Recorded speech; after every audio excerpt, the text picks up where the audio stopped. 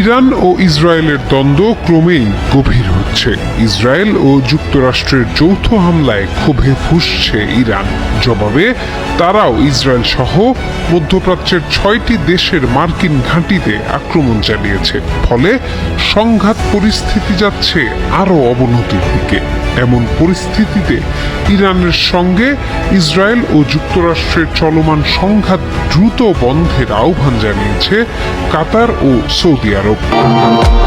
ভবিষ্যৎ হোক নিরাপদ, বিনিয়োগ হোক বিশ্বস্ত, আর আমার পছন্দ সল্ট বে।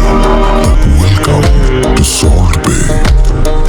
সংবাদ মাধ্যম আল জাজিরা এক প্রতিবেদনে এ তথ্য জানায়। প্রতিবেদনে বলা হয়, সৌদি আরবের ক্রাউন প্রিন্সের সাথে ফোনে কথা বলেছেন কাতারের আমির।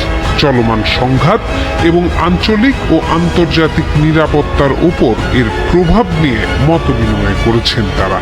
এ সময় কাতার এবং সৌদি আরব ইরান ও ইসরায়েলের মধ্যে চলমান উত্তেজনা তাৎক্ষণিকভাবে বন্ধ এবং আলোচনার টেবিলে ফিরে আসার প্রয়োজনীয়তার উপর জোর দিয়েছে।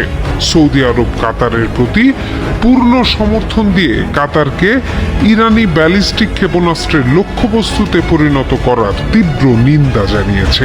একই সাথে কাতারের সার্বভৌমত্ব ও নিরাপত্তা রক্ষায় সকল সহায়তা প্রদানের প্রতিশ্রুতি দিয়েছে। অপরদিকে কাতারের আমির সৌদি আরবের দৃঢ় অবস্থান এবং কাতার ও এর জনগণের প্রতি ভ্রাতৃত্ব প্রকাশের জন্য গভীর কৃতজ্ঞতা জানান। এর আগে শনিবার ইরানে যুক্তরাষ্ট্র ও ইসরায়েলের হামলার জবাবে ইরান পাল্টা আক্রমণ চালায়। এতে মধ্যপ্রাচ্যের বেশ কয়েকটি দেশে যুক্তরাষ্ট্রের ঘাঁটি লক্ষ্য করে হামলা চালায় তেহরান।